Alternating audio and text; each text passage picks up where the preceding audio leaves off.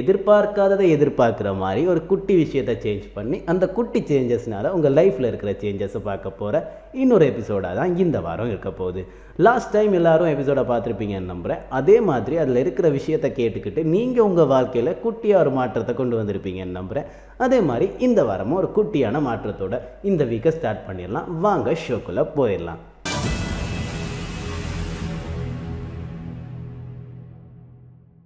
So அடுத்ததாக வந்து நம்ம ஷோக்குள்ளே வந்துடலாம். ஷோக்குள்ளே இன்றைக்கி நம்ம ஒரு பாடி பார்ட்டை எப்படி கேர் பண்ணிக்கலாம், இல்லைனா ஒரு ஃபேஸில் இருக்கிற ஃபீச்சரை எப்படி கேர் பண்ணிக்கலாம் அப்படின்ற மாதிரி விஷயம் கதைப்போம் இல்லையா.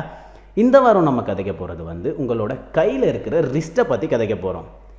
ரிஸ்ட் அப்படின்னா இதை வந்து நாம் தமிழில் மணிக்கட்டு அப்படின்ற மாதிரி சொல்லிக்கிட்டு இருக்கோம். ஸோ ஓகேவா, இந்த ரிஸ்ட் அப்படி இல்லைன்னா மணிக்கட்டு என்ன மாதிரி விஷயங்களுக்கு உபயோகப்படுது, இதை எப்படி கேர் பண்ணிக்கலாம், இதனால் நீங்கள் உங்கள் லைஃப்பில் பண்ணிக்க முடிஞ்ச சேஞ்சஸ் என்ன, அப்படி இல்லைனா நீங்கள் இது வரைக்கும் இந்த மணிக்கட்டு கூட பண்ணுற தப்புகள் என்ன, அதை எப்படி கேர் பண்ணிக்கணும், வயசாகும் போது இந்த மணிக்கட்டு உங்களுக்கு வீக் ஆகிறதுக்கு ரீசனாக இருக்கிற சில பல விஷயங்கள் என்னவாக இருக்கும் அப்படின்றதான நம்ம பார்க்க போகிறோம். இந்த வாரத்தோட பாடி பார்ட் டாப்பிக்கில் இருக்க போகிறது மணிக்கட்டு.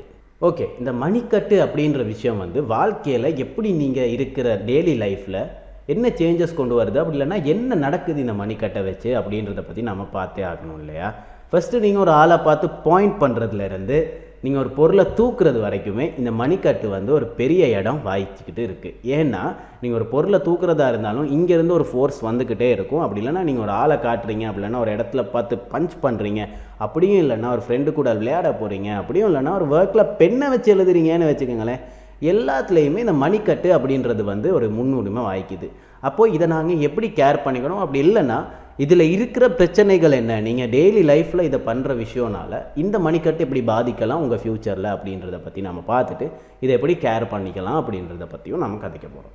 இந்த மணிக்கட்டு எப்படி ஒர்க் ஆகுது, உங்கள் கைக்கும் அதாவது உங்கள் ஃபோர் ஆர்முக்கும் உங்கள் கையில் இருக்கிற இந்த உள்ளங்கைக்கும் இருக்கிற ஒரு மெயினான ஜாயிண்ட்டாக தான் இந்த மணிக்கட்டு இருக்குது. ஓகே, இந்த மணிக்கட்டுனால நீங்கள் பொருள்களை தூக்கும்போது உங்கள் ஃபோர் ஆர்ம்லையும் இந்த கையிலையும் இருந்து வர்ற இங்கே இருக்கிற ஃபோர்ஸை வந்து கரெக்டாக ஹேண்டில் பண்ணுறது மணிக்கட்டு தான். நீங்கள் ஒரு பொருளை தூக்கும்போது இதுக்கே பாரத்தை கொடுத்து தூக்குவீங்களா இருந்தால் இது டேமேஜ் ஆகிறதுக்கு கூட வாய்ப்பு இருக்குது நண்பா. ஏன்னா இங்கே இருக்கிற இந்த ஜாயிண்ட் வந்து ரொம்ப பவர்ஃபுல்லான ஜாயிண்ட்டாக இருந்தாலுமே ஒரு பொருளை தூக்கும்போது கரெக்டாக தூக்கலைன்னா இந்த மணிக்கட்டு அப்படின்றது வந்து பாதிக்கப்படலாம்.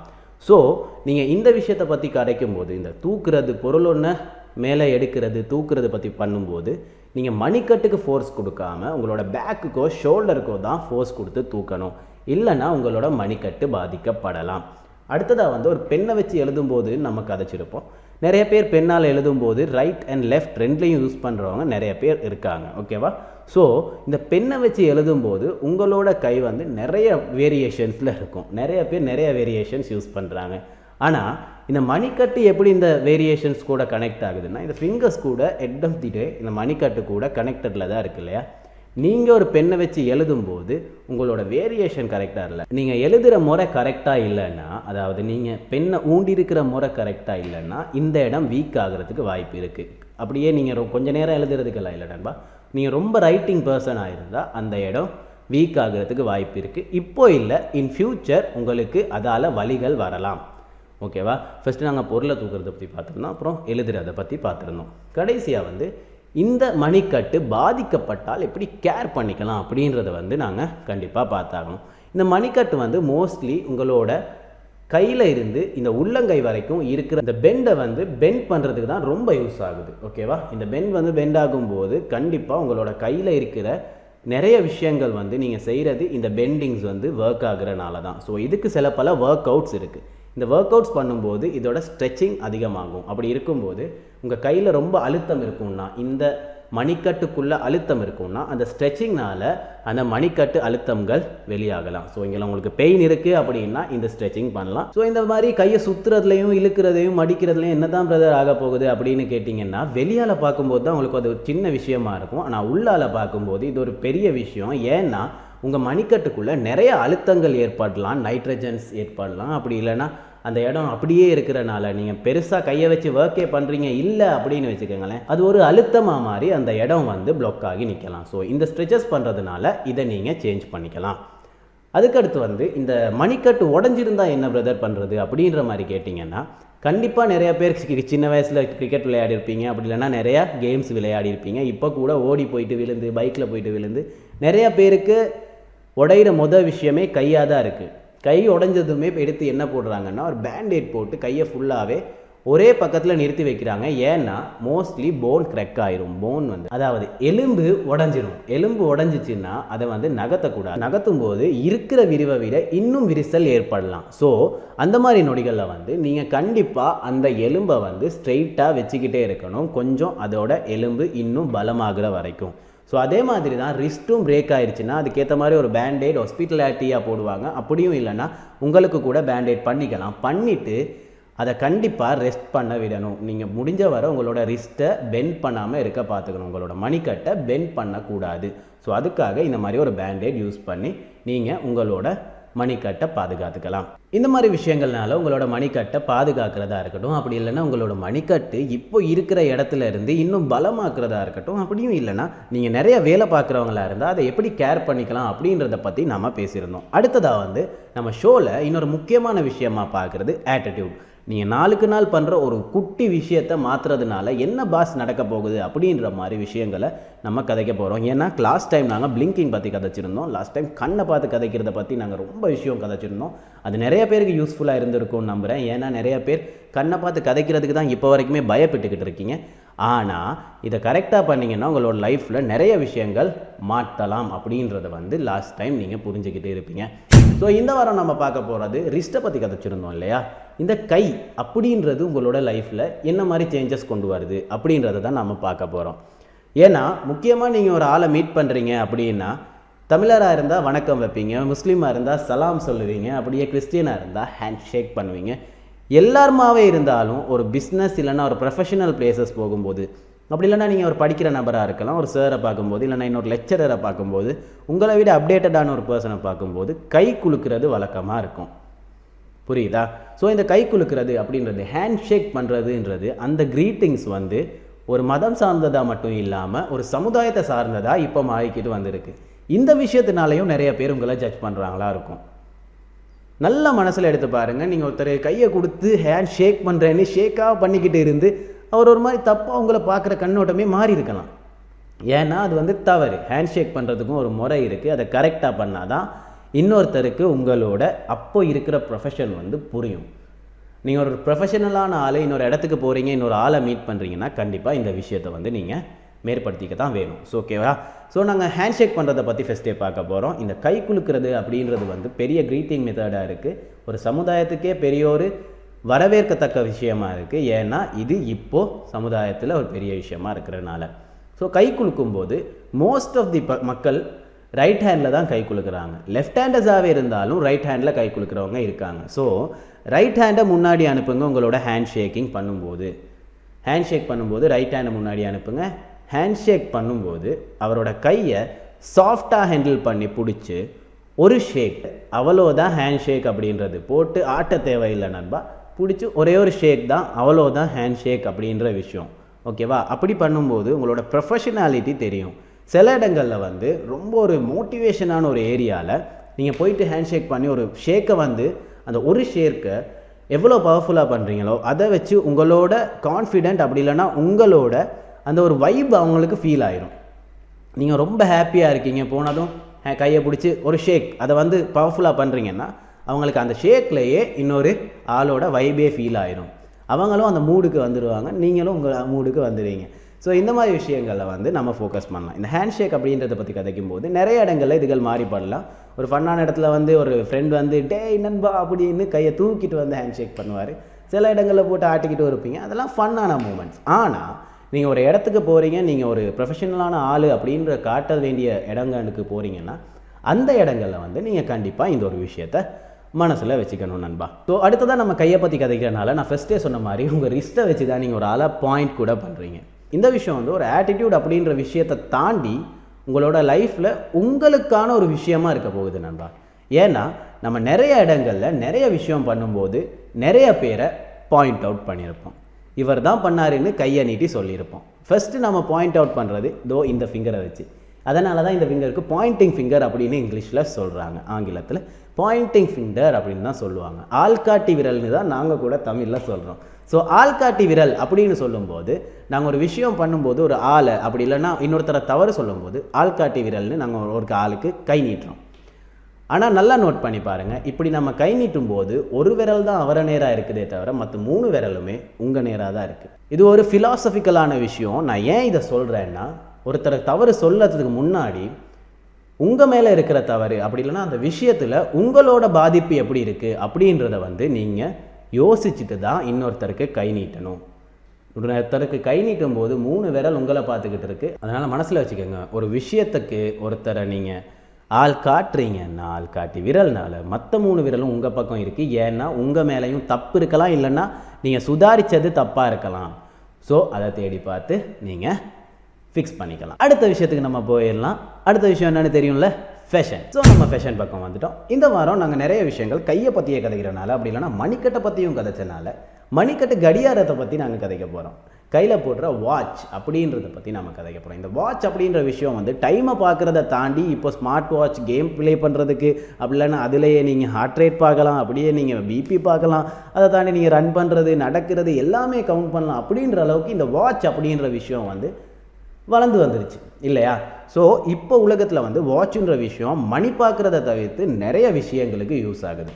ஆனால் இந்த வாட்ச் அப்படின்ற விஷயத்தை ஏன் யூஸ் பண்ணுறாங்க மக்கள் அப்படின்றத நம்ம தெரிஞ்சுக்கணும். இந்த வாட்ச் அப்படி இல்லைன்னா கை கடிகாரத்தோட வரலாறு பற்றி நம்ம எடுத்துக்கிட்டோம்னா, இந்த வாட்ச் 1810களில் உருவாகியிருக்கு. கையில் கட்டுற கடிகாரமாக இந்த வாட்ச் 1810களில் உருவாகியிருக்கு. இந்த வாட்ச் அப்படின்ற விஷயம் எதுக்காக உருவாக்கப்படுதுன்னா, மக்களோட அப்படி இல்லைன்னா ஒரு ஆளோட டெய்லி நடக்கிற விஷயங்களை, என்னாலும் நடக்கிற விஷயங்களை அந்தந்த டைமுக்கு நடக்குதான்னு அவருக்கு பார்த்துக்கிறதுக்கும், அப்புறம் அந்தந்த டைமுக்கு பண்ணுறது அவருக்கு எதால் நல்லது அப்படின்றத அவர் சுதாரிச்சுக்கிறதுக்கும் தான் இந்த வாட்ச் அப்படின்ற விஷயம் யூஸ் பண்ணப்படுது. ஸோ இந்த விஷயம் எவ்வளோ இம்பார்ட்டண்ட்டாக இருக்குது இப்போ மக்களோட வாழ்க்கையில் அப்படின்னு எடுத்து பார்த்துக்கிட்டிங்கன்னா, காலம் நேரம் பார்க்குறத தவிர்த்து இப்போது கேம் விளையாடிக்கிட்டும் நடக்கிறதையும் ஹார்ட் ரேட்டையும் தண்ணி எவ்வளோ குடிக்கிறீங்க அப்படின்ற வரைக்குமே ஒச்சொன்று தான் பார்த்துக்கிட்டு இருக்கு. ஆனால் நாங்கள் இந்த விஷயங்களை பற்றி கதைக்க போகிறதில்ல, ஃபேஷனை பற்றி கதைக்கிறனால இந்த வாட்ச் அப்படின்ற விஷயத்தை நாம் என்னென்ன இடத்துக்கு எப்படி எப்படி யூஸ் பண்ணிக்கலாம் அப்படின்றத பற்றி நாம் கதைப்போம். ஸோ நான் முன்னாடியே சொன்ன மாதிரி நீங்கள் ஒரு ஸ்கூல் பாயாக இருக்கலாம், காலேஜ் போகிற பாயாக இருக்கலாம், அப்படி இல்லைனா வேலைக்கு போகிற பாயாக இருக்கலாம், இல்லைனா பிஸ்னஸ் ஆளாக இருக்கலாம். எல்லாருமே யூஸ் பண்ணுற ஒரு மெயினான விஷயம் இருக்குது, வாட்ச் அப்படின்ற ஒரு விஷயம். ஸோ இந்த கைகடிகாரம் அப்படின்ற விஷயத்தை நீங்கள் என்ன மாதிரி யூஸ் பண்ணணும்னா, உங்களோட ட்ரெஸ்ஸுக்கு ஏற்ற மாதிரி உங்களோட வாட்சும் இருக்கணும் நண்பா. ஸோ நீங்கள் மோஸ்ட்லி எல்லா ட்ரெஸ்ஸுக்கும் ஏற்ற மாதிரி ஒரு வாட்ச் போடுறீங்கன்னா அதுக்கேற்ற மாதிரி நீங்கள் கண்டுபிடிச்சி எடுக்க வேண்டியது இருக்கும். ஏன்னா இது ரொம்ப கஷ்டமான ஒரு விஷயம், கஷ்டமான ஒரு ப்ராசஸ். அதை நீங்கள் கண்டுபிடிச்சி எடுத்துட்டிங்கன்னா பெரிய விஷயந்தான்.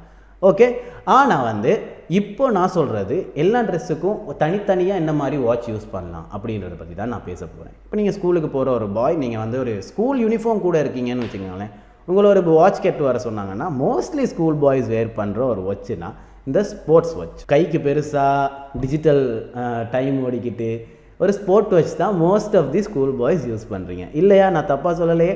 ஸோ ஸ்கூலில் இந்த டிஜிட்டல் வாட்ச் யூஸ் பண்ணுறது ஒரு வழக்கமாகவே இருந்திருக்கு. ஸ்கூல் ட்ரெஸ்ஸுக்கு அது கண்டிப்பாக நல்லாவும் இருக்குது. ஏன்னா ஸ்கூல் ட்ரெஸ்ஸுக்கு ஒரு ஃபுல் ஒயிட் ட்ரெஸ் ஒன்றுக்கு ஒரு பிளாக் கலர் ஸ்போர்ட்ஸ் வாட்ச் போட்டிங்கன்னா அழகாக தான் இருக்கும். வேறு பெருசாக இருக்கும்போது அது இன்னும் அட்ராக்டிவாக தெரியும், ட்ரெஸ்ஸை விட வாட்ச் அட்ராக்டிவாக தெரியும். அதுதான் பிரச்சனை. நீங்கள் ஒரு ஸ்கூல் பாயாக இருக்கும்போது உங்களோட கையில் பெருசாக ஒரு வாட்ச் இருக்குன்னா ட்ரெஸ்ஸை விட அந்த வாட்சுக்கு தான் அட்ராக்ஷன் அதிகமாக இருக்கும். நிறையா ஸ்கூல் பாய்ஸ் அதை போடுறதே அதுக்கு தான். நானே யூனிஃபார்ம் போட்டுக்கிட்டு கடுப்பில் போய்கிட்டு இருக்கேன், ஒரு வாட்சை போட்டால் அழகாக தெரியும்ல அப்படின்றது தான். ஆனால் உங்களோட ட்ரெஸ்ஸை விட ஒரு நாளும் வாட்ச் அழகாக தெரியக்கூடாது, அதோட கம்பேரிட்டிவாக தான் தெரியணும். அதுக்கு கரெக்டாக போகிற மாதிரி இருக்கணும் அந்த வாட்ச். அப்போ தான் அதுக்கு அட்ராக்ஷன் அதிகமாகி உங்களோட ட்ரெஸ் டவுன் ஆகாது. அடுத்ததாக ஒரு காலேஜ் பாய் அப்படின்னு எடுக்கும்போது அவர் மோஸ்ட்லி ஸ்மார்ட் கேஷுவலாக தான் வேர் பண்ணுவார். ஷர்ட் அப்படி இல்லைனா டிஷர்ட், அதோட பேண்ட்டு, ஜீன்ஸ். அதுக்கேற்ற மாதிரி ஒரு வாட்ச்னு சொன்னோன்னா இந்த லெதர் மாதிரியான விஷயங்களில் வர வாட்ச் தான் மோஸ்ட்லி ஒரு காலேஜ் பாய் வேர் பண்ணிக்கிட்டு இருந்தாங்க முன்னால். இப்போ எல்லாருமே ஸ்மார்ட் வாட்ச் எடுத்துட்டாங்க, அதனால் அப்படியே போய்கிட்டு இருக்குது. அடுத்ததாக இப்போ ஒரு ஜொப்போர் ஆளாக இருந்தால் அவர் மோஸ்ட்லி அந்த மாதிரி ஒரு லெதர் வாட்ச் அப்படி இல்லைன்னா அனலாக் வாட்ச் அப்படின்னு நாங்கள் சொல்லுவோம். அந்த டைம் மட்டுமே இருக்கும் தெரியுமா, சுற்றி ஒரு வால் கிளாக் மாதிரி, அதுதான் அனலாக் வாட்ச். மற்றது டிஜிட்டல் வாட்ச் அப்படின்னு சொல்லுவோம். டைம் 1 by 1 ஓடிக்கிட்டே இருக்கும். ஸோ அனலாக் வாட்ச் தான் மோஸ்ட் ஆஃப் தி ஒர்க்குக்கு போகிறவங்க இல்லைனா வேலைக்கு போகிறவங்க யூஸ் பண்ணிக்கிட்டு இருக்காங்க. அது வந்து ஒரு செயின் வாட்சாக இருக்கலாம், அப்படி இல்லைன்னா ஒரு லெதர் வாட்ச் யூஸ் பண்ணுறாங்க. அது வந்து மோஸ்ட்லி ஸ்மார்ட் கேஷுவல் ட்ரெஸ்ஸுக்கு வந்து நல்லாவே இருக்கும். ஆனால் ஒரு விஷயம் இருக்குது, ஒரு டிஷர்ட்டுக்கு வந்து ஒரு லெதர் வாட்ச் வந்து மோஸ்ட்லி மெச் ஆகாது. ஆனால் நான் சொன்ன மாதிரியே எல்லா ட்ரெஸ்ஸுக்கும் மெச் ஆகிற மாதிரி சில வாட்சஸ் இருக்குது. அந்த வாட்சை வந்து நீங்கள் கரெக்டாக ஐடென்டிஃபை பண்ணிட்டீங்கன்னா அதனால் டிஷர்ட்டுக்கு கூட செயின் வாட்ச் வந்து நல்லாயிருக்கும். ஓகேவா, அதை நீங்கள் ஐடென்டிஃபை பண்ணிட்டீங்கன்னா பெரிய விஷயம் தான். ஆனால் மோஸ்ட்லி லெதர் வாட்ச் போடுறது டிஷர்ட்டுக்கு அட்ராக்டிவாக இருக்கும், டிஷர்ட் கூட கம்பேரிட்டிவாக இருக்கும். ஒரு ஷர்ட் போடுறீங்கன்னா ஒரு செயின் வாட்ச் போடுறது நல்லாவே இருக்கும். பாய்ஸுக்கு வந்து கோல்டு கலரில் வாட்ச் போடுறது வந்து நல்லா இருக்காது. ஏன்னா அவங்களோட கலரை விட அந்த கலர் வந்து தூக்கலாக காட்டும். அது ஒரு நெகட்டிவான விஷயம் தான். ஸோ கோல்டு கலர் வாட்ச் போடுறத அவாய்ட் பண்ணிக்கலாம் நண்பா.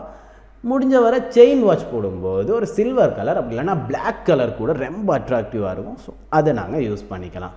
அடுத்ததாக வந்து ஒரு ப்ரொஃபஷனலான ஆள், ஒரு கோட் கிட் போட்டிருக்காரு, ஒரு பிளேசர் போட்டிருக்க ஆளுன்னா மோஸ்ட்லி செயின் வாட்ச் தான் வேர் பண்ணுறாங்க. அப்படியும் இல்லைன்னா சில லெதர் வாட்சஸ் இருக்குது, ஒரு ரப்பர் மெட்டீரியல் மாதிரி இருக்கும், ஆனால் லெதராக தான் இருக்கும். அந்த வாட்சஸ் யூஸ் பண்ணலாம். அது வந்து ஒரு பிளேசர் போட்டிருக்க இல்லைனா லெதர் போட்டிருக்க அப்படியும் இல்லைனா ஒரு கோட் போட்டிருக்க ஒரு மீட்டிங்க்கு போகிற ப்ரொஃபஷனலான ஆளுக்கு வந்து கரெக்டாக இருக்கும், மாஸாக இருக்கும், நல்லாவே இருக்கும். ஸோ இந்த மாதிரி விஷயங்கள் வந்து வாட்சில் நிறைய டிஃபரன்சஸ் பண்ணுது. ஒரு ஆள் வந்து உங்களோட கதைக்கும் போது உங்களோட ஷர்ட் பேண்ட் அதை தவிர்த்து பார்க்குற ஒரு மெயினான விஷயமா இந்த வாட்ச் இருக்குது. ஸோ இன்றைக்கி நம்ம அந்த வாட்சை பற்றி கதைச்சிருக்கோம். உங்களோட லைஃப்பில் நீங்கள் வாட்ச் போடுற ஆளாக இருந்தால் அந்த வாட்ச் உங்களோட ட்ரெஸ்ஸுக்கு கம்பேரிட்டிவாக கரெக்டாக இருக்கான்னு பார்த்து இனிமேல் போட பாருங்கள். ஸோ அதுவும் ஒரு குட்டி சேஞ்சஸ் தான், பார்க்கும்போது உங்களுக்கே அழகாக இருக்கும். ஸோ அந்த விஷயத்தை வந்து மாற்றிக்கிட்டு உங்களோட லைஃப்பில் ஒரு பெரிய சேஞ்சஸ் பண்ணிக்கலாம். ஓகே, அடுத்ததாக வந்து நம்ம பேச போகிற கண்டென்ட் தான் வந்து எல்லாருக்குமே ரொம்ப பிடிச்ச ஒரு விஷயமா இருந்ததுக்கும் போன வாரமும். ஏன்னா நம்ம போன வாரம் இப்போ காலிவுட் இண்டஸ்ட்ரியில் ரொம்ப ஃபேமஸாக இருக்கிற ஒரு ஆக்டரான சிவகார்த்திகேயனோட ஃபேஷன் அண்ட் ஃபிட்னஸ் பற்றி கதைச்சிருந்தோம். அது வந்து நிறைய பேரை கவிர்ந்துருக்கும்னு நினைக்கிறேன். ஏன்னா நிறைய பேர் நோட் பண்ணாத விஷயங்கள் இருக்குது சிவகார்த்திகேயன் கிட்ட. அந்த விஷயத்தெல்லாம் நான் எடுத்து வந்து கொட்டியிருப்பேன்னு நினைக்கிறேன். ஸோ எல்லோரும் பார்த்து உங்களோட லைஃப்பில் நீங்கள் சிவகார்த்திகேயனை பார்த்து இன்ஸ்பயர் ஆகி நிறையா ட்ரெஸ் சேஞ்சஸ் பண்ணியிருப்பீங்க, அந்த விஷயங்களை வந்து மாற்றிக்கிட்டு இருப்பீங்கன்னு நினைக்கிறேன். அப்படி இல்லைன்னா அவர் போடுற ட்ரெஸ்லேயே உங்களுக்கு கரெக்டான ட்ரெஸ்ஸை மட்டும் சூஸ் பண்ணி போட்டிருப்பீங்கன்னு நம்புகிறேன். அழகாக உடுத்துங்க ப்ரோ, அவ்வளோதானே வாழ்க்கை. ஏன்னா நீங்கள் வெளியே வரும்போது நீங்கள் போடுற ட்ரெஸ்ஸை விட இன்னும் கொஞ்சம் அழகான ட்ரெஸ் ஒன்று போடும்போது உங்களுக்கே ஒரு கான்ஃபிடென்ட்டும் வரும். உங்களுக்கு நீங்கள் வெளியே போகும்போது ஒரு கண்ணாடியை கடந்து போகிறீங்கன்னா உங்களை பார்த்து பா ரித்திக் ரோஷன் அப்படி கூட ஃபீல் ஆகிற அளவுக்கு உங்களுக்கு ஒரு ஃபீலிங்ஸ் இருக்கும். ஏன்னா அதான் வாழ்க்கையில் முக்கியமாக இருக்குது. இப்போ சமுதாயத்தில் எல்லாருமே ஒரு நல்ல ட்ரெஸ்ஸிங் போட்டிருந்தா தான் மதிக்கிறாங்க. அப்படின்ற விஷயத்தை தாண்டி இப்போ சமுதாயத்தில் நீங்கள் ஒரு நல்ல ட்ரெஸ்ஸிங் போட்டிருந்தா தான் உங்களுக்கே கான்ஃபிடென்ட்டாக இருக்கும் அப்படின்றது வந்து முக்கியமான விஷயமா இருக்குது. ஸோ நம்ம லாஸ்ட் டைம் சிவகார்த்திகேயனோட ட்ரெஸ்ஸிங் அண்ட் ஃபேஷன் பற்றி எடுத்து கதைச்சிருந்தோம். அதனால் உங்களுக்கு இருக்கிற சேஞ்சஸை பற்றியும் கதைச்சிருந்தோம். ஸோ இந்த வாரம் நம்ம யாரை பற்றி பார்க்க போகிறோன்னு எல்லோரும் ஆவலாக பார்த்துக்கிட்டு இருப்பீங்க. ஆனால் நீங்கள் எதிர்பார்க்குற ஒரு நடிகரை விட நான் முக்கியமான ஒரு நடிகரை கூப்பிட்டு வந்திருக்கேன். ஏன்னா இந்த நடிகர் வந்து காமெடி ரேஞ்சாக நல்லாவே ஸ்கோப் பண்ணிக்கிட்டு இருந்த ஒரு ஹீரோ தான் இப்போ ஹீரோவாக இருக்கார். ஆனால் இவரை எடுக்கிறதுக்கு நாங்கள் முக்கியமான விஷயம், இவர் ஹீரோவாக நடித்த எல்லா படத்துலையுமே இவரோட ஃபேஷன் எப்படி இருந்துச்சு அப்படின்றது தான். ஸோ காஸ்டியூம் டிசைனர்ஸ் வந்து காலிவுட் மூவிஸ்லேயா இருக்கட்டும் இல்லைனா எல்லா சம்மந்தப்பட்ட மூவிஸ்லேயா இருக்கட்டும் பெரிய ஒரு இடம் வாய்க்கிறாங்க. ஏன்னா அவங்களோட காஸ்டியூம் டிசைனிங்னால தான் ஹீரோ ஒன்று அழகாகவே தெரிகிறாரு. ஸோ சந்தானம் வந்து நிறைய படங்களில் ட்ரெஸ்ஸிங்கில் வந்து ஒரு முக்கியமான இடம் வாய்ச்சிருக்காரு. அவரோட காஸ்டியூம் டிசைனர் பெஸ்ட்டாகவே அவருக்கு காஸ்டியூம்ஸ்லாம் கொடுத்துருக்காரு. ஸோ நம்ம சந்தானத்தோட ட்ரெஸ்ஸிங் எப்படி இருக்க போகுது, அப்படி இல்லைன்னா அவர் வெளியே உடுத்துகிற ட்ரெஸ்ஸிங் எப்படி இருக்குது, அப்படியும் இல்லைனா அவரோட ஃபேஷன் ஸ்டைல்ஸில் வந்து என்னென்ன மாதிரி சேஞ்சஸ் இப்போது வாழ்க்கையில் வந்துக்கிட்டு இருக்குது அப்படின்றத பற்றி பார்க்க போகிறோம். ஏன்னா நிறைய பேர் ஒல்லி ஆகுறேன் அப்படின்ற பேரில் வந்து அவங்களோட வயசான லுக் வெளியே தெரிகிற மாதிரி ஒல்லி ஆகிட்டாங்க. அந்த வகையில் சந்தானமும் ஒரு ஆளாக இருக்கார். அதை பற்றியெல்லாம் நாம் நெக்ஸ்ட்டு கதைப்போம். முக்கியமாக வந்து நம்ம இந்த எபிசோடில் பார்க்க போகிறது காமெடியன் சந்தானமோட ட்ரெஸ்ஸிங் சென்ஸ் இல்லைங்க, ஹீரோ சந்தானத்தோட ட்ரெஸ்ஸிங் சென்ஸ் எப்படி இருக்குது, ஃபர்ஸ்ட் படத்துலேருந்து இப்போ வந்த படம் வரைக்குமே ட்ரெஸ்ஸிங் சென்ஸ், ஹேர் ஸ்டைல்ஸ், அப்புறம் ஃபேஷன்லாம் எப்படி வச்சுருக்காரு அப்படின்றத பற்றி தான் நம்ம கதைக்க போகிறோம். ஸோ காமெடியனை பற்றி இல்லை, ஹீரோவை பற்றி கதைக்க போகிறோம். ஸோ வாங்க நாங்கள் பார்த்துடலாம் சந்தானமோட ட்ரெஸ்ஸிங் ஸ்டைல்ஸ்லாம் எப்படி இருந்துச்சுன்னு. சந்தான ஹீரோவாக ஃபஸ்ட்டாக நடித்த படம் வந்து வல்லவனுக்கு புல்லும் ஆயுதம். அதுக்கு முன்னாடி சில படங்கள் நடிச்சிருக்காரு. அதில் ஹீரோவாக இல்லை, செகண்ட் ஹீரோவாக கேரக்டர்ஸ் பண்ணியிருப்பார். ஸோ இந்த வல்லவனுக்கு புல்லும் ஆயுதம் அப்படின்ற படத்தில் வந்து ஒரு டிஷர்ட், அதுக்கு மேலே ஒரு செக்டான ஷர்ட், அந்த காஸ்டியூம் தான் மோஸ்ட்லி வேர் பண்ணியிருப்பார் படம் பூராவுமே. சில பல காஸ்டியூம் சேஞ்ச் பண்ணியிருந்தாலும் அதுதான் நம்ம மனசில் நிற்கிற ஒரு காஸ்டியூமாக இருக்குது. இதுக்கு ஏற்ற மாதிரி ஒரு ஹேர் ஸ்டைல் வச்சுருப்பாங்க. நம்ம ரஜினி மாதிரி ஃபுல் ஃபங்கோட ஃபுல் ஹெட்டோட ஒரு ஹேர் ஸ்டைல் வச்சுருப்பாங்க. அந்த ஹேர் ஸ்டைலுக்கு அந்த ட்ரெஸ்ஸிங் ஓகேவாக இருந்தாலும் அப்போ அவரோட ஃபிசிக் எடுத்து பார்த்துக்கிட்டோன்னா அந்த காமெடியன் ஃபிசிக் அப்படின்றது மாதிரி ஒரு மெயின்டைன் பண்ணிப்பார். என்ன ப்ரோ நீங்கள் ஃபிசிக்லையும் காமெடியன் ஹீரோன்னு வேறுபடுத்தி பேசுகிறீங்க அப்படின்னு. இல்லை ஜி, நீங்கள் நிறைய படங்கள் பார்க்குறீங்க, ஒரு ஹீரோவை பார்க்கும்போது இவர் தான் ஹீரோ அப்படின்னு ஃபீல் ஆகுதுன்னா அவரோட ஃபிசிக் அண்ட் காஸ்டியூம் வந்து பெரிய இடம் வாய்க்குது இல்லையா. ஸோ அதை வந்து கரெக்டாக மெயின்டைன் பண்ணிக்கிறது வந்து நிறைய படங்களில் இப்போ இன்ஃப்ளூயன்ஸ் ஆயிடுச்சு அப்படின்ற ஒரு விஷயம் இருக்குது. ஸோ நீங்களும் உங்களுக்கு காமெடியனோ ஹீரோவோ ஃபீல் ஆகணும்னா நீங்களும் உங்களோட ட்ரெஸ்ஸிங் அண்ட் ஃபிசிக் செஞ்சுக்கலாம். அந்த குட்டி சேஞ்சஸை கொண்டு வர தானே நான் இருக்கேன். இது பாடி ஷேமிங் இல்லை நண்பா, இது உங்களோட வாழ்க்கையில் பண்ணுற ஒரு பெரிய சேஞ்சஸ். அதை நீங்கள் பண்ணி தான் ஆகணும். ஏன்னா அப்போ தான் உங்களை சந்தோஷமாக வச்சுக்க முடியும். ஓகேவா? ஸோ நாங்கள் இந்த காமெடியன் ஹீரோ அப்படின்னு கதைக்கும் போது இந்த கான்ட்ரவர்சி கண்டிப்பாக இருக்கும். ஸோ அதை பற்றி நான் கிளியர் பண்ணிட்டேன்னு நம்புகிறேன். ஸோ இப்போ நாங்கள் ஃபஸ்ட்டு பார்க்க போகிறது இந்த வல்லவனுக்கு புல்லுமாயுதம் படத்தில் என்ன மிஸ்டேக் இருக்குன்னா, இப்போ பாய்ஸ்க்கு பெரிய இன்செக்யூரிட்டியாக இருக்கிறது இந்த தொப்பையும் சைட் பக்கம் இருக்கிற ஹிப் ஃபேட் இடுப்பு கொழுப்புகளும் தான் பெரிய இன்செக்யூரிட்டியாக இருக்குது. ஸோ இந்த படத்தில் அவருக்கு அது ரெண்டுமே இருக்கும். அதுக்கு மேலே ஒரு ஷர்ட்லாம் போட்டிருக்கும் போது அந்த லுக் வந்து ஹீரோ லுக் ஒன்று கொடுத்துருக்காது. ஸோ நீங்கள் என்ன பாஸ் காமெடி ஹீரோ அப்படி இப்படின்னு ஒரு விஷயம் பேசுனீங்களே அப்படின்னு கேட்கும்போது, அப்படியே அடுத்த படத்தை பார்த்தோன்னா சந்தானண்ட இனிமே இப்படித்தான் அப்படின்ற படத்தில் வந்து என்ன மாதிரி ட்ரெஸ்ஸிங் பண்ணியிருப்பார், எப்படி ஒரு ஃபிசிக் மெயின்டைன் பண்ணியிருப்பாருன்னு யோசிச்சு பாருங்கள். ஸோ ஹீரோவாக மாறுறதுக்கு வந்து அவரோட ஃபிசிக் வந்து ரொம்ப சேஞ்சஸ் இருந்திருக்கும். இந்த வல்லவனுக்கு புல்லுமாயுதமில் எவ்வளோ கொழுன்னு இருந்தாரோ அப்படியே கொண்டு வந்து இனிமே இப்படித்தானில் கொஞ்சம் ஒல்லியாகி ஒரு திக்கான மெயின்டைன் பண்ணியிருப்பார். ஸ்கினியான ஒரு பாடி தான், ஆனால் கொஞ்சம் அங்கங்கே மஸ்கியூலராக இருக்கும், ஷோல்டர்ஸ் வைடாக இருக்கும், பேக் வந்து கரெக்டாக இருக்கும், பைசப்ஸ் கரெக்டாக இருக்கும். ஆனால் வெளியே தெரியலைனாலும் அவரோட ட்ரெஸ்ஸிங்கோட கம்பேர் பண்ணும்போது அது கரெக்டாகவே இருக்கும். ஒரு யங்கான பையனாக காட்டியிருப்பாங்க இனிமே இப்படித்தான் அப்படின்ற படத்தில். இவரோட ட்ரெஸ்ஸிங் ஸ்டைல்ஸ்லையும் அதாவது காஸ்டியூம்ஸ்லையும் நிறைய முன்னுரிமை வாய்ச்ச ஒரு படமாக இருந்தால் இனிமே இப்படித்தான் அப்படின்ற படம் தான். ஏன்னா வந்து இனிமே இப்படித்தான் படத்தில் நிறைய ட்ரெஸ்ஸிங் யூஸ் பண்ணியிருப்பாங்க, அதுவும் அழகழகாக இருக்கும். ஒரு யங்கான பையன் அப்படின்னு வரும்போது இப்படிலாம் உடுத்தலாம்ப்பா அப்போ நல்லாவே இருக்கும் அப்படின்னு தோன்ற அளவுக்கு நிறைய ட்ரெஸ்ஸிங் யூஸ் பண்ணியிருப்பாங்க. டிஷர்ட்டாக இருக்கட்டும், செயினாக இருக்கட்டும், சன்கிளாஸஸாக இருக்கட்டும், அவரோட போடுற ஜீன்ஸ்களாக இருக்கட்டும், அதுக்கேற்ற மாதிரி வாட்சு, பிரேஸ்லெட்ஸு, இந்த மாதிரி நிறைய விஷயங்கள் வந்து பார்த்து செதுக்கியிருப்பாங்க சந்தானமோட கேரக்டருக்கு. இந்த கேரக்டர் வந்து ஒரு அப்பர் மிடில் கிளாஸ் மாதிரி கேரக்டர் தான். அதுக்கேற்ற மாதிரி ஒரு பைக்கோட அழகாக மூவ் பண்ணிக்கிட்டே இருப்பார். அதனாலேயே இவரோட ட்ரெஸ்ஸிங்க்கு விமர்சனங்கள் வைக்க முடியாது. ஏன்னா அவர் அழகாகவே உடுத்துறதுக்கு அதுவும் ஒரு காரணமாக இருந்திருக்கும். அழகாகவே உடுத்துவார், அதுக்கேற்ற மாதிரி அவரோட ஆட்டிடியூட்ஸும் கரெக்டாக இருந்திருக்கும். ஒரு லோக்கல் ஏரியா பையனாகவே இருந்தாலும் அவரை வந்து எவ்வளோக்கு எவ்வளோ எழுமோ ஒரு ப்ரொஃபஷனலான பையன் மாதிரி காட்டியிருப்பாங்க, டெய்லி ஷேவ் பண்ணிக்கிட்டு அப்படின்னு நிறைய விஷயங்கள் காட்டியிருப்பாங்க. ஸோ இந்த ஒரு விஷயம் வந்து அவரை ஹீரோவாக காட்டுறதுக்கு மெயினாக இருந்துச்சு. அதுக்கப்புறம் வந்து தில்லுக்கு துட்டு, சக்கப்போடு போடுராஜா மாதிரி படங்களில் வந்து இவர் ஒரு பியர்ட் மெயின்டைன் பண்ணியிருப்பார், ஒரு ஹேர் ஸ்டைல் மெயின்டைன் பண்ணியிருப்பார். அதே மாதிரி அவரோட ஃபிசிக்கை வந்து கொஞ்சம் பல்காக வச்சுருப்பார். இனிமே இப்படித்தான் படத்தில் இருந்து அப்படியே கொஞ்சம் எடுத்து வந்தோன்னா அதில் ஒல்லியாக இருப்பார், இதில் குண்டாக இருப்பாருன்னு சொல்ல முடியாது, பல்காக இருப்பார். கரெக்டாக அவரோட ஃபிசிக்கில் ஒரு மெயின்டெனன்ஸ் இருந்திருக்கும் நண்பா. ஸோ அதை நம்ம நோட் பண்ணி தான் இருப்போம். இனிமே இப்படித்தான், அப்புறம் அந்த சக்கப்போடு போடுராஜா அப்படின்ற படங்களில் வந்து அதுலேயும் அவரோட பியர்ட் ஸ்டைல்லாம் வந்து கரெக்டாக எடுத்திருப்பாங்க. ஒரு ஹீரோ லுக்குக்கு கரெக்டாக இருந்திருக்கும். நீங்கள் அப்படியே போயிட்டு இந்த நண்பேண்டா படங்களில் பார்த்தா மாதிரி கேரக்டர்ஸை பார்த்துட்டு இங்கே வந்தீங்கன்னா இவர் சந்தானமா அப்படின்ற அளவுக்கு ஃபீல் ஆகியிருக்கும். ஏன்னா அந்த படத்தில் இருக்கிற காஸ்டியூம்லேருந்து இந்த படங்களில் வந்து நிறைய காஸ்டியூம்ஸ் யூஸ் பண்ணியிருப்பாங்க. இதில் அவர் ஒரு பல்கான கேரக்டர், செம்மையாக இருப்பார். அதுக்கேற்ற மாதிரி அவரோட காஸ்டியூம்ஸ் வந்து டிஷர்ட்டுக்கு மேலே ஷர்ட் போடுறதா இருந்தாலும் அதுக்கேற்ற மாதிரி கலர்ஸ் மெயின்டைன் பண்ணியிருப்பாங்க. ஒரு டிஷர்ட்டுக்கு மேலே ஷர்ட் போடுறீங்கன்னா அதோட கலர்ஸ் கரெக்டாக இருக்கணும், அப்போ தான் அது அழகாக மெச் ஆகும். நீங்கள் ஒரு ரெட் டிஷர்ட்டுக்கு மேலே ஒரு ஒயிட் ஷர்ட் போடுறீங்கன்னா நல்லாயிருக்கும். இதே ஒரு ரெட் டிஷர்ட்டுக்கு மேலே ஒரு எல்லோ ஷர்ட் போடுறீங்கன்னா அது ரொம்ப பழசாக இருக்கும். அந்த மாதிரி நிறைய விஷயங்கள் மாற்றங்கள் இருக்குது. ஸோ இதை வந்து கரெக்டாக மெயின்டைன் பண்ணியிருப்பாங்க இந்த சக்கப்போடு போடுராஜா, தில்லுக்கு துட்டு அப்படின்ற படங்களில். அதனாலேயே இவர் வந்து இன்னும் அழகாக ஹீரோவாக தெரிஞ்சிருப்பார். இது ஒரு முக்கியமான விஷயம். ஸோ நீங்கள் உங்களோட லைஃப்பில் உங்களை பார்த்து இன்னொருத்தர் என்னடா நீ கோமாளி மாதிரி உடுத்திருக்க அப்படின்னு சொல்கிறாங்கன்னா அது உங்களோட ஃபால்ட் மட்டும் இல்லை, நீங்கள் உடுத்துகிற கலர்ஸோட ஃபால்ட்டாக இருக்கலாம். ஸோ நீங்கள் கலர்ஸ் வந்து கரெக்டாக மெயின்டைன் பண்ணி உடுத்துனீங்களா இருந்தால், மெச்சாகிறதா பார்த்து உடுத்துனீங்களா இருந்தால் கண்டிப்பாக உங்களோட ட்ரெஸ்ஸிங் வந்து இப்போ இருக்கிறத விட நிறைய சேஞ்ச்டாக இருக்கும். இதுக்கப்புறம் அவரோட வந்த நிறைய படங்களில் பார்த்தீங்கன்னா மோஸ்ட்லி லோக்கல் ஏரியா பையன் மாதிரி இருக்கிறனால ஒரு செக்டு ஷர்ட்டு அதை வந்து லூஸாக போட்டுக்கிட்டு, அப்படி இல்லைன்னா ஒரு வேட்டியோடையோ ஒரு பேண்ட்டோடையோ ரொம்ப தில்லா சுற்றிக்கிட்டு இருக்கிற ஒரு கேரக்டர் மாதிரியே காட்டுறனால அதில் வந்து பெருசாக காஸ்டியூம்ஸுக்கு வந்து முன்னுரிமை கொடுத்திருந்தாலும் படம் ரீதியாக அது வந்து நம்ம ஒரு எக்ஸாம்பிளாக எடுத்துக்கிற அளவுக்கு நல்ல காஸ்டியூம்ஸாக இருந்திருக்காரு. அதுக்கப்புறம் சபாபதி அப்படின்ற படத்தில் வந்து வேலை தேடிக்கிட்டு இருக்கிற ஒரு பையன் மாதிரியே சுற்றிக்கிட்டு இருப்பார். அதில் வந்து அவருக்கு ஒரு பேண்ட்டு ஷர்ட்டு அது வந்து ஒரு ப்ரொஃபஷனலான லுக்லேயே இருக்கும். ஏன்னா வந்து ரொம்ப ஒரு பலமான பையன்பா அப்படின்னு காட்டுற மாதிரி காஸ்டியூம்ஸ் யூஸ் பண்ணியிருப்பாங்க. நீங்களும் ஒரு ஒர்க்குக்கு போகிறீங்க, இந்த இடத்துல ப்ரொஃபஷனல் தான் உடுத்தணும் அப்படின்ற மாதிரி இருந்துச்சுன்னா சபாபதி படத்தில் வந்து நல்ல ஒரு ட்ரெஸ்ஸிங் மெயின்டைன் பண்ணியிருப்பார். அதை நீங்கள் பார்க்கலாம். அப்புறம் வந்து குலு குலு அப்படின்ற படத்தில் வந்து நிறைய இடங்களில் ஒரு லூஸான ஒரு ஜாக்கெட் போட்டுக்கிட்டு ரொம்ப டார்க்கான கேரக்டர் மாதிரியே மெயின்டைன் பண்ணியிருப்பாங்க. அதனால் அவரோட ட்ரெஸ்ஸிங்கில் வந்து இம்பார்ட்டன்ஸ் கொடுக்கலனாலும் அந்த ட்ரெஸ்ஸிங் வந்து அவரை தனியாக காட்டிக்கிட்டு இருக்கும் அவரோட கேரக்டருக்கு ஏற்ற மாதிரி. ஸோ குலு குலு படத்துலேருந்து நம்ம எடுத்துக்கிறதுக்கு இன்ஸ்பிரேஷன் இல்லைனாலும் அந்த படத்துலையும் காஸ்டியூம்ஸுக்கு பெரிய ஒரு இடம் கொடுத்துருப்பாங்க.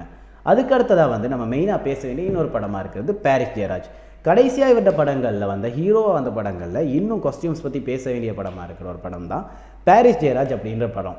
சில இடங்களில் இவர் ஓவர் டோஸாகவே கொடுத்துருந்தாலும், அதாவது சாங்ஸ் மாதிரி இடங்களில் வந்து நிறைய ஓவர் டோஸாகவே காஸ்டியூம்ஸ் கொடுத்துருந்தாலும், நிறைய இடங்களில் இவர் ஒரு லோக்கல் ஏரியாவில் இருக்கிற பையனாக இருந்தாலும் கெத்தான ஒரு பையன்ப்பா அப்படின்னு காட்டுற மாதிரி இந்த சக்கப்போடு போடு ராஜா படங்களில் மாதிரியே இவருக்கு ஷர்ட் மேலே ஒரு டிஷர்ட்டுக்கு மேலே ஷர்ட் போடுற மாதிரி கேரக்டர்ஸாக இருந்தாலும் அதை கரெக்டான கலரில் மெயின்டைன் பண்ணி அதுக்கேற்ற மாதிரி ஒரு பியர்ட் ஸ்டைல், ஹேர் ஸ்டைல், அப்புறம் கண்ணாடி எல்லாத்தையுமே அழகாக மெயின்டைன் பண்ணி கொடுத்துருப்பாங்க. அந்த காஸ்டியூம் வந்து நிறைய பேருக்கு இன்ஸ்பிரேஷனாக இருந்து தான் ஆகணும். ஸோ நம்ம லாஸ்ட் வீக் கதைச்ச மாதிரியே இவங்க வந்து பேக் ஸ்டேஜில் எப்படி இருக்காங்க, நாங்கள் எல்லாருமே படத்தை பார்த்து தானே எடுத்துக்க போகிறோம், பேக் ஸ்டேஜில் இவங்கெல்லாம் எப்படி இருக்காங்க அப்படின்றத பற்றி நம்ம பேசியே ஆகணும் இல்லையா? ஸோ நம்ம முன்னாடியே சொன்ன மாதிரி நிறைய பேர் ஒல்லி ஆகணும் அப்படின்னு போயிட்டு அவங்களோட வயசை வெளியே காட்டுற மாதிரி ஒல்லி ஆகிட்டாங்க பாஸ் அப்படின்ற விஷயங்களில் வந்து சந்தானம் வந்து இப்போ முன்னுரிமையாக இருக்கார். ஏன்னா அவர் வந்து ஒல்லி ஆகிறேன் அப்படின்ற பேரில் வந்து அவரோட இப்போ ரொம்ப ஏஜ்டான கேரக்டராக மாதிரி வெளியே தெரிஞ்சுக்கிட்டு இருக்காரு. ஏன்னா வந்து அப்போ எடுத்த சப்ளிமெண்ட்ஸாக இருக்கலாம், அப்படி இல்லைனா அப்போ இருந்த டயட்ஸ் வந்து அவருக்கு இப்போ தப்பான ரீதியில் போகுதா இருக்கலாம். ஸோ நீங்கள் சப்ளிமெண்ட்ஸ் இல்லைனா டயட் சரியாக மெயின்டைன் பண்ணுறீங்க அப்படின்னு இருந்தீங்கன்னா நல்லா மைண்டில் வச்சுக்கோங்க, அதுக்கேற்ற மாதிரி உங்களோட மெயின்டெனன்ஸ் இருக்கணும். அப்போ மட்டும் இல்லை, நீங்கள் டெய்லி அதை பண்ணிக்கிட்டே தான் இருக்கணும். ஸோ அதை வந்து நல்லாவே மனசில் வச்சுக்கோங்க. இல்லைனா இன் ஃபியூச்சர் அதால் நீங்கள் பாதிக்கப்படலாம். அந்த மாதிரி ஒரு விஷயமாக தான் இப்போ சந்தானத்தோட லுக்ஸ் வந்து இருக்குது. ஸோ நீங்கள் ஒரு சப்ளிமெண்ட் எடுக்கிறீங்கன்னா அது நிறைய கன்சல்ட் பண்ணி எடுக்கணும். கரெக்டான ஒரு ஃபிட்னஸ் மேனேஜ்மெண்ட் ஆள்கிட்ட இருந்து கேட்டு எடுக்கணும். அப்படி இல்லைனா ஒரு டாக்டர்கிட்ட கேட்டு எடுக்கணும். அப்படியும் இல்லை நான் டயட்டில் தான் ப்ரோ எல்லாமே மெயின்டைன் பண்ணிக்கிட்டு இருக்கேன்னா நீங்கள் கேலரிஸ் கம்மியாக சாப்பிட்றீங்கன்னா ப்ரோட்டீன் அதிகமாக சாப்பிட்டு தான் ஆகணும். ப்ரோட்டீன் அதிகமாக சாப்பிடாமல் கேலரிஸ் கம்மிப்படுத்துறீங்கன்னா உங்களோட இருக்கிற ஃபேட்டும் கம்மியாகி இருக்கிற மசில்ஸும் கம்மியாகி நீங்கள் இன்னும் ஒல்லியாக தான் தெரிவிங்க. ஸோ அந்த மாதிரி இது ஒரு குட்டி டிப் டயட்டில். ஆனால் டயட்டில் நிறைய விஷயங்கள் இருக்குது, நம்ம வர்ற வாரங்களில் கதைப்போம். ஸோ இந்த மாதிரி டயட்களில் பண்ணுற சேஞ்சஸ் கூட நீங்கள் கண்டிப்பாக கன்சல்ட் பண்ணி தான் ஆகணும். ஏன்னா இல்லைன்னா இன் ஃபியூச்சர் இப்போ இருக்கிற உங்களோட ஃபேஸ் அண்ட் பாடி தவிர்த்து இன் ஃபியூச்சர் நீங்கள் எதிர்காலத்தில் நிறைய விஷயங்கள் மாற்றுப்படலாம், அழகாக இருக்கிறதும் இல்லாமல் போகலாம். ஸோ இதுகளை வந்து கண்டிப்பாக கான்சென்ட்ரேட் பண்ணி தான் ஆகணும். அந்த தவிர தான் இங்கே சந்தானமும் விட்டுருக்காரு. ஸோ அந்த விஷயத்தை நம்ம பார்த்துக்கலாம். ட்ரெஸ்ஸிங்னு வரும்போது அவரோட படத்தில் இருக்கிற ட்ரெஸ்ஸிங்ஸ் நிறையாவே உங்களுக்கு இன்ஸ்பிரேஷனாக எடுத்துக்கலாம். அந்த விஷயத்தை வந்து நீங்கள் பார்த்து ட்ரெஸ்ஸிங் இன்ஸ்பிரேஷன் எடுத்துக்கலாம். நான் முன்னாடியே சொன்ன மாதிரி நிறைய விஷயங்கள் இருக்குது, நான் அதை ப்ளேயும் பண்ணியிருப்பேன். அடுத்ததாக வந்து நம்ம ஷோவை முடிக்கிற நேரம் வந்தாச்சு. இந்த விஷயத்தை பற்றி பேசிடுவோம். நீங்கள் ஒரு ஹீரோவோ காமெடியனோ யாராவே இருக்கலாம். நீங்கள் ஒரு காமெடியனாகவே இருந்து அழகாக உடுத்துவீங்களா இருந்தால் நீங்கள் ஹீரோ தான் தலைவா. ஸோ மனசில் வச்சுக்கோங்க, நீங்கள் ஒரு ஹீரோவோ காமெடியனோ உங்களோட உடுத்துகிற விதத்தை வச்சு உங்களோட கான்ஃபிடென்ஸை வளர்த்துக்கலாம். ஸோ அழகாக உடுத்துங்க. இனிமேலும் இருக்கிற விஷயங்களை சேஞ்ச் பண்ணிக்கோங்க. நம்ம ரிஸ்ட்டை பற்றி கதைச்சிருந்தோம், கையை பற்றி கதைச்சிருந்தோம். அப்புறம் இந்த கை அப்படின்ற விஷயம் வந்து உங்களோட லைஃப்பில் எவ்வளோ பெரிய ஒரு தாக்கத்தை ஏற்படுத்துதுன்றதை பற்றி கதைச்சிருந்தோம். அதையும் நீங்கள் மனசில் வச்சுக்கோங்க. கண்டிப்பாக ஒச்சை பற்றி கதைச்சிருந்தோம். ஒச் போடுறவங்களுக்கு நிறையா பிடிச்சிருக்கும் இந்த விஷயம்.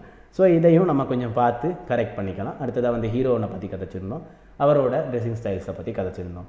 ஸோ இந்த விஷயங்களை வச்சு நீங்கள் உங்களை சேஞ்ச் பண்ணிக்க போகிறது உங்களுக்காக. இந்த ஷோவும் உங்களுக்காக. அடுத்த வாரம் இன்னொரு விஷயத்தோட இன்னொரு கண்டென்ட்டோட வந்து கதைக்கிறேன். அது வரைக்கும் போயிட்டு வாங்க. டாட்டா.